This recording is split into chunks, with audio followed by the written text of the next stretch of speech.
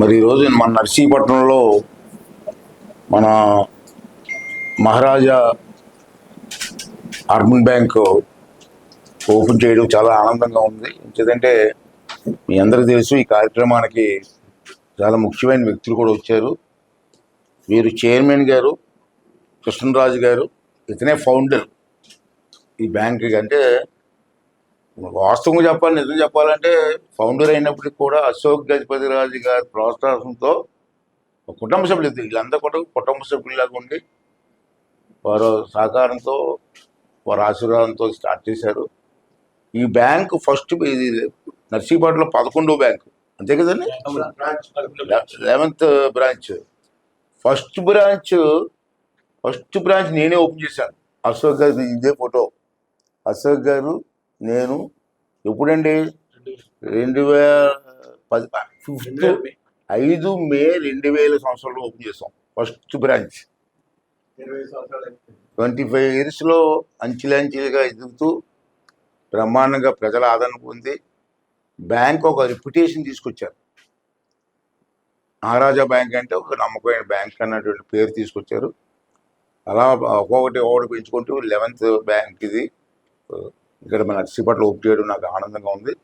మరి ఈ కార్యక్రమానికి మరి ప్రస్తుత సెంట్రల్ బ్యాంక్ చైర్మన్ తాతారావు గారు మా ఇద్దరికి చిరకాల మిత్రులని, అలాగే ఇదే సెంట్రల్ బ్యాంక్కి ముందు రాజు గారు కూడా చైర్మన్ చేశారు. ఇద్దరు కూడా వచ్చారు. ఇద్దరు కూడా సెంట్రల్ బ్యాంక్ చాలా అనుభవం ఉన్న వ్యక్తులు, మంచి పట్టు ఉన్న వ్యక్తులు. అలాగే మరి మన సీఎంఆర్ రావణ గారి గురించి చెప్పవలసిన లేదు. అతను ఎక్కడ టీవీ పెడితే అక్కడ బంగారమే. మరి ఈవేళ ప్రత్యేకంగా వచ్చి ఆశీర్వదించడం వచ్చారు. ఇది కూడా అందరి ఆశీర్వాదంతో జనధన అభివృద్ధి చెంది ఇంకా ఎంతో మందికి సహాయపడే విధంగా బ్యాంక్ ఎదగాలని ఇది నాకు నమ్మకం ఉంది. చిన్న విషయం కాదు. 2000 సంవత్సరం నుంచి ఇప్పటి వరకు 11 బ్రాంచీల దాకా వెళ్ళారంటే సాధారణంగా ఎదగడానికి అంత ఈజీ కాదు. ఒక పట్టుదల, కృషి, నమ్మకాన్ని ప్రజల్లో కలిగేటువంటి చాలా ఈజీ కాదు. ఇంతవరకు వచ్చారు. మరి ఈవేళ బ్యాంక్ తాలూకు ఇష్యూస్ కూడా తీసుకున్నప్పుడు ఈ బ్యాంకులో మెంబర్స్గా ఉన్నటువంటి వ్యక్తులు ఇప్పుడు వరకు 4688 మంది వరకు, అంటే సుమారు 5000 మంది వరకు ఈ బ్యాంకులో మెంబర్స్గా ఉన్నారు. దీని టోటల్ తీసుకుంటే 500 కోట్ల పైనే టర్న్ ఓవర్ అవుతుంది అన్ని ఈ బ్యాంక్ ద్వారా. అంటే చాలామందికి లోన్లు ఇవ్వడం, గోల్డ్ లోన్లు ఇవ్వడం, అగ్రికల్చర్ లోన్స్ ఇవ్వడం, వ్యాపారాలకు ఇవ్వడం, ఇవన్నీ కూడా రకరకాలు చేస్తూ ప్రజల నమ్మకాన్ని చూరుకున్నటువంటి బ్యాంకు.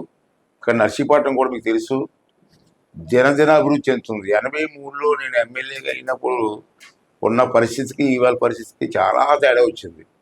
ఒక ఎడ్యుకేషన్ హబ్గా డెవలప్ అయిపోయింది.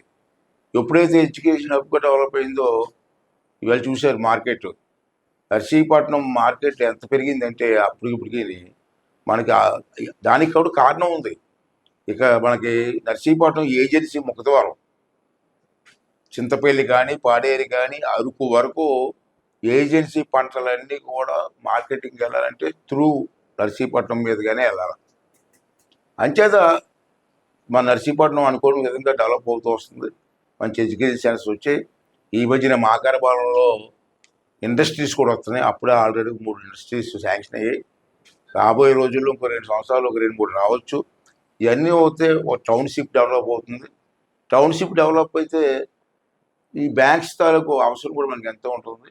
అంచేత ఈ బ్యాంకు జనధన అభివృద్ధి చెంది ప్రజలకి ఎంతో ఉపయోగపడాలని, సామాన్య ప్రజలకి కూడా ఉపయోగపడాలని, అలాగే డ్వాక్రా గ్రూప్ మహిళలు ఉన్నారు, వాళ్ళకి కూడా ఫైనాన్స్ చేసి వాళ్ళు ఎదుగుదలకు కూడా బ్యాంక్ కృషి చేయాలని చెప్పి మనస్ఫూర్తిగా ఆ వెంకటేశ్వర స్వామిని, నా ఇష్టదైవమైనటువంటి ఆ పరమేశ్వరుని కూడా కోరుకుంటూ ఆ దేవుడి తాలూకు ఆశీర్వాదం రాజుగారికి వాళ్ళ కుటుంబానికి బ్యాంక్ ఉండి వారు అభివృద్ధి చెందుతూ మళ్ళీ ప్రాంత ప్రజల్ని కూడా ఫైనాన్సింగ్ చేసి అభివృద్ధి చేసే అవకాశాన్ని కల్పించవలసిందిగా ప్రజలందరినీ కోరుకుంటూ మరి ఇవాళ నా చేతుల మీద ఓపెన్ చేసినందుకు చాలా ఆనందంగా ఉంది. వారికి మరి నన్ను పిలిచి ఆహ్వానించి నాకు ఈ గౌరవం ఇచ్చినటువంటి ఆ బ్యాంక్ యాజమాన్యానికి మనస్ఫూర్తిగా ధన్యవాదాలు చెప్తున్నాను. ఇంకోసారి చెప్తున్నాను, అశోక్ గారు మా గురువు గారు, అశోక్ గజపతి గారు నాకు బాగా ఇష్టం. అదంటే ఎందుకు ఇష్టం అంటే కారణం నాకు తెలియదు. అతని తాలూకు నిజాయితీ కానీ ఇది నేను ఇవాళ భారతదేశంలో గర్వంగా చెప్తాను, భారతదేశంలో ఎడ్యుకేషన్ కోసం సర్వస్వం త్యాగం చేసిన వ్యక్తి ఎవరు ఉన్నారంటే వాళ్ళ ఫ్యామిలీ.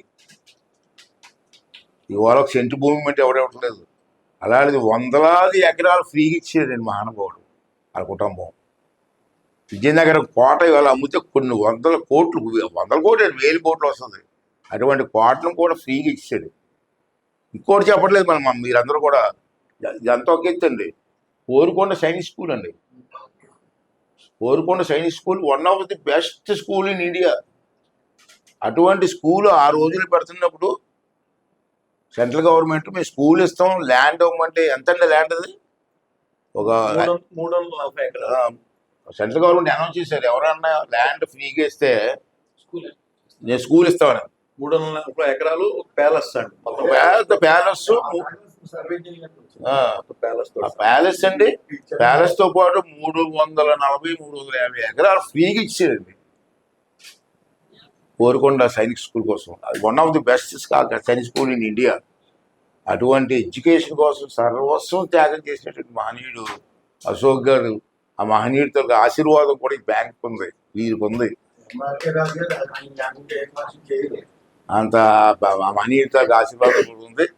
అంచేత బ్యాంక్ అభివృద్ధి చెందాలి, 10 మందికి ఉపయోగపడాలి. బ్యాంక్ పెట్టడం గొప్పతనం కాదు, బ్యాంక్ ద్వారా 10 మందికి ఉపయోగపడాలా, 10 మందికి బాగుపడాలా, 10 మంది వ్యాపారాలు చేసుకోవాలా, ఆ వ్యాపారస్తులు మళ్ళీ 10 మందికి ఉద్యోగాలు ఇవ్వాలి. అటువంటి పరిస్థితి రావాలని చెప్పి మనస్ఫూర్తి కోరుకుంటూ సెలవు తీసుకున్నాను.